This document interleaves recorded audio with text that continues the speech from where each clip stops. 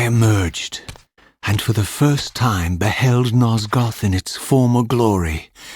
The land overflowed with abundant life and vitality, and I knew with certainty then that the world I had left behind was nothing more than the corpse of Nosgoth, a lifeless husk bled dry by the corruption of Kain's parasitic empire. This was the fragile world Kain sacrificed to preserve his own petty life and ambition, heedless of the profound cost. The sight only deepened my resolve. I sensed that the pillars lay to the northwest. If Kain truly waited to confront me there, I would not disappoint him. I did not yet possess the means to unlock this barrier, but this enigmatic symbol was clearly the key.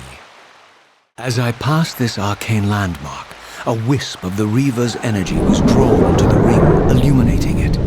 This created a beacon of sorts in the spirit world. If ever I found myself depleted in the spectral realm and my soul tossed on the ethereal winds, these beacons would draw me back to safety and restore me. These ancient obelisks were mysteriously attuned to my spiritual essence. By simply touching the symbol, I could safely preserve an imprint of my soul, and thus create a milestone to which I could return when weary, and from which I could resume my journey. While I had only just escaped the stronghold, I sensed that in time my journey would return me full circle to this place. Infiltrating the fortress, however, would be no small feat. The balcony that had provided my escape was now well beyond my reach, leaving this massive gateway as the only means of entry.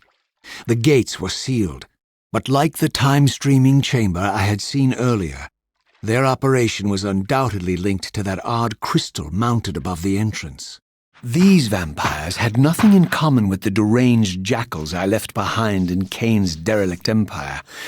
They seemed to retain much of their former humanity.